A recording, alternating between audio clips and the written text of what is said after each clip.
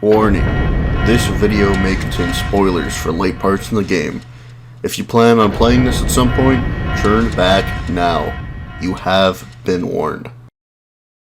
Welcome back to another review, everyone. Today, we have another well-known game, though I have sadly found it as a new case of not quite getting all the hype surrounding it. Don't get me wrong, I had fun with my time playing through Super Mario RPG, but it didn't really blow me out of the water like Earthbound did. Maybe it's because I'm a little more critical with games, and I do have a soft spot for Earthbound over Super Mario RPG, but I just found it to be a decent experience, and not an amazing one, though I do suggest that you play this game if you're a fan of the Paper Mario series, as you'll understand more as I get through this review. Let's get to the basics. This is your pretty basic as they come RPG for the most part, though this is due to when it came out. It's a turn-based battle system where speed determines who attacks when, with experience leveling you up and learning skills at predetermined levels, with the last level to learn any skills being 18. One of the big things that was introduced in this game that set it apart from others, and one of my personal favorite mechanics, is that tapping the A button at the right time during normal attacks will net you some extra damage. This also carries over to some skills, so I suggest that when you get a new one, you check to see if it tells you when is the right time to get some extra damage in. To use skills, you need FP, which is flower points, and weirdly these don't get increased with your level, but by literally finding flowers in blocks and through items that you can obtain. These items are actually really good, and I'd suggest to hold off on using them until you're running out of FP, as the item will fully heal your FP, letting you continue your journey through a dungeon instead of going to an inn to heal. Another thing that sets this apart from the other RPGs is how you go about the battle menu, as they're specifically linked to the buttons on the controller, unlike any game I personally played. A brings up the normal attack, which is surprisingly sometimes more useful than skills depending on the enemy. B brings up the defend and run away menu, though I hardly ever ended up running away from any battles. Y brings up the skills, and X brings up the item menu. In each corresponding menu, you will need to continue pressing the button associated with them, and this has led to a couple slip-ups when I started the game. For the most part, you will be exploring Mario's world, collecting the titular 7 stars while gaining helpful allies along the way. Like other games though, you will need to be mindful of your inventory space, as there isn't an unlimited amount of space, and you will find yourself throwing away a lot of items more often than not. Quite honestly, use those high tier items, as you'll be swimming in coins by the end of the game. I even found myself at the max 999 coins around the 4th or 5th star, as you'll be able to buy them again, and trust me, you will need items in this game, and most of them are very helpful due to Peach having the only skill that is able to heal the entire party. After you level up, you will be able to choose bonus stats to level up. These are bundled as attack and defense, magic attack and magic defense, and finally HP. These really don't matter all that much, I found, as they only usually boost each by 1, though every so often they increase by 2 to 3, though I have no clue if there's any influence or if they're predetermined. You also have the equipables of the game, which are weapons, armor, and 1 accessory. All the characters have a variety of weapons that they'll end up using throughout the game that will change the time to do extra damage, so be aware of that. Another item you will make use of is the frog coins scattered around, though mostly they are just used to get some items and equipment.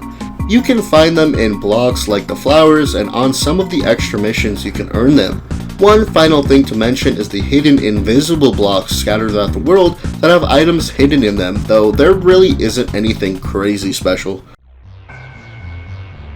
Okay, I'm going to be going a little off script for this, because going back and looking through the footage, there was one big thing I missed that it does make the game quite unique, added with some of the other bits, and that is after defeating enemies, sometimes you'll get an one of 3 things. That is an attack up, a defense up, or a once more.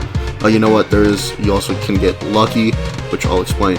Once more allows you to attack again, which is kind of like other games that have adopted it, like Shin Megami Tensei, but in different ways, as well as the lucky thing, which is the 4th one.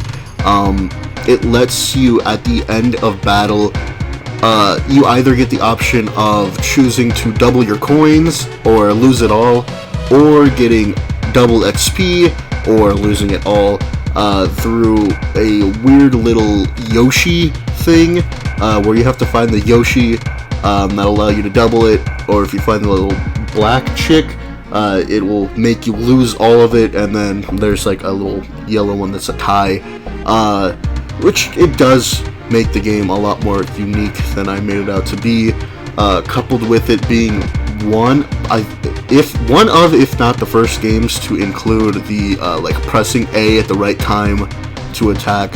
So I just didn't like the end section, which I'll be mentioning later in cons, and it kind of clouded my my judgment, and it made my dislike for this game. I mean, not hard dislike, but that's I'll be talking about for it just a little bit more. But this game is unique in its own right. The game starts off with the usual of Mario entering Bowser's castle in order to find a captured Peach, fighting Bowser and winning fairly easily, though this doesn't end quite as happily, due to a giant sword skewering Bowser's castle and sending everyone flying. Mario ends up back at his house, heading right back towards the castle, the sword telling him that the Smithy gang now owns it, before destroying the bridge that was the only way to enter.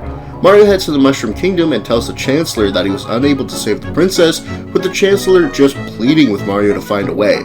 After he goes outside, he witnesses a strange event that leads to a kid crying. Mario agrees to help the boy, named Mallow, find a coin that was stolen from him. Mario receives the coin from Croc with Mallow's help, and the two return to the Mushroom Kingdom, only to find it taken over by Shy Guys on pogo sticks. They enter the castle and find it taken over by Mac, a member of the Smithy gang that Mario and Mallow put out of commission quickly, receiving a strange star that the group left behind. The two head towards Mallow's home, Tadpole Pond, and talk to his father named Frog Fuchsius, who tells them that the star they found might be a shooting star that was used to grant wishes, and that Smithy's crew is wreaking havoc around the world. He also tells Mallow that he is not a tadpole, and that he found him one day and raised him, telling him to use this adventure to help Mario and find his own family. As the two make their way to Rosetown, they see Bowser with his minions, plotting how they'll take back the castle before heading into the town and finding arrows raining from the sky that stop people from moving. They go to the inn where they meet a young boy playing with some dolls. As they rest, a small star comes down and inhabits one of them and ventures off on his own into the forest. The team goes into the forest and hides when they see the cause of the arrows, Bowyer. The doll is the first to confront him, surprisingly, before Mario and Mallow join the fight and defeat him. The doll reveals that he is from Star Road, and that the stars they are finding, having gained another from Bowyer's defeat, are pieces of Star Road that have fragmented off due to the giant sword in the sky rupturing it. These stars are actually how wishes come true, so with the road in ruins, wishes will no longer be granted in the world. He names himself after the doll, now being known as Gino, and decides to accompany Mario on his quest. The gang head to Moleville, where they learn that there has been a cave-in, with some of the villagers trapped inside. They find the cause of the cave-in being Punchinello, defeating him and gaining the third star and saving the trapped villagers. Their journey leads them to Booster's Tower, where they find not only Bowser alone, having been abandoned by his entire army at this point, but Princess Toadstool. Sadly, she is trapped at the top of the tower, Bowser begrudgingly forcing Mario to join his Koopa crew, as their goals are aligned for now. They climb the tower, meeting a weird-as-hell dude named Booster, whose family has lived there for generations, mentioning his plans to marry the princess. The team eventually reaches the top through much shenanigans and find that the princess is now gone, Booster having taken her to the next town over, as there is a wedding chapel there. Mario infiltrates the wedding and then, through more shenanigans involving finding a living cake, finally saves the princess, taking her back to the Mushroom Kingdom, where the Chancellor says that she'd be safest in her room. She says nah to that and sneaks out, joining the team. They go to Frog Fuchsius to get a clue on where to go next, and he tells them to head to Star Hill. They find the fourth star just chilling out there, heading on to Seaside Town.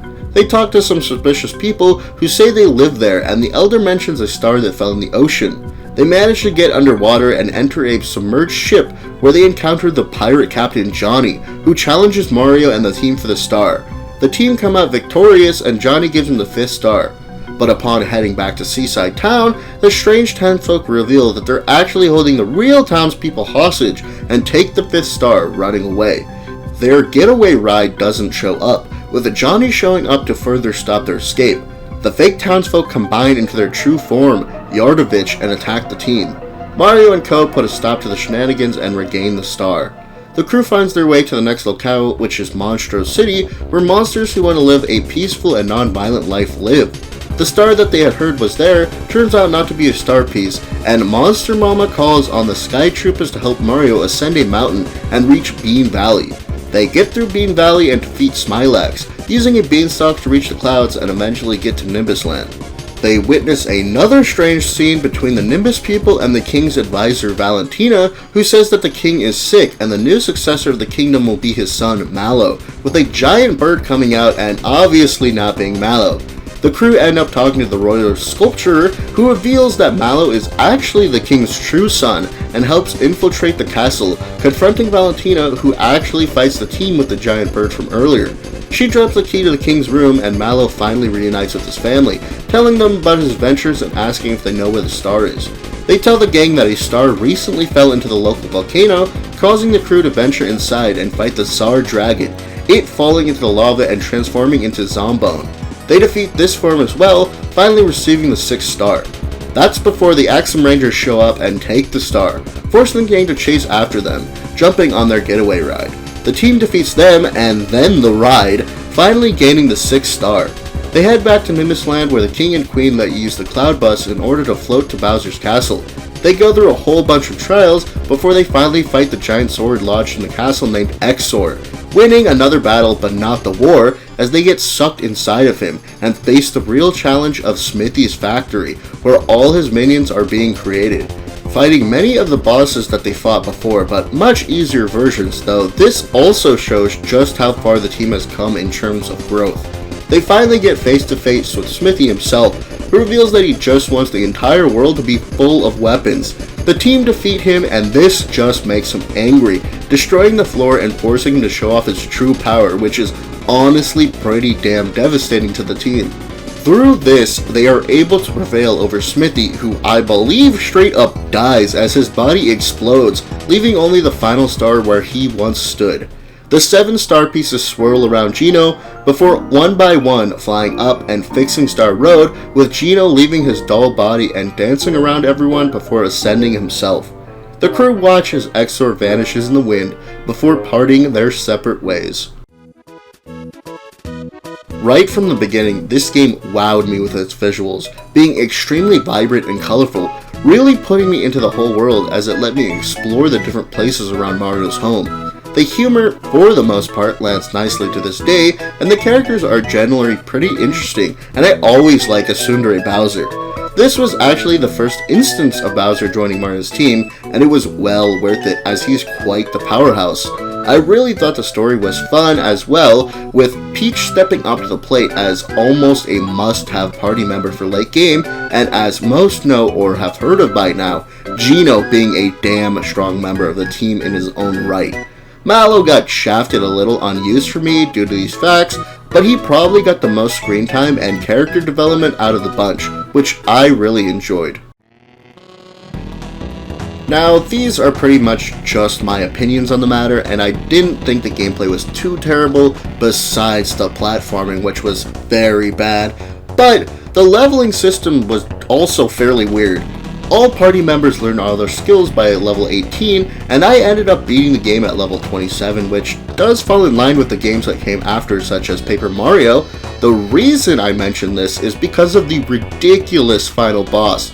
Generally, this game was a breeze all the way up to the end, and the last fight kills your teammates disproportionately to the rest of the game, being the only reason that I had to grind. And while they graciously give you just the photo grind right before the fight, it's still pretty ridiculous compared to the rest of the journey, as it's not even a fun challenge.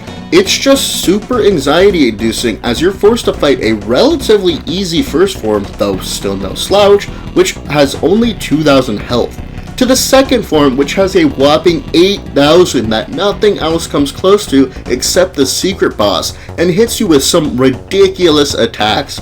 I pretty much had to use all my inventory for the battle. Quite honestly, it's not as horrible as it sounds, just a minor grievance I was having with my experience in the game.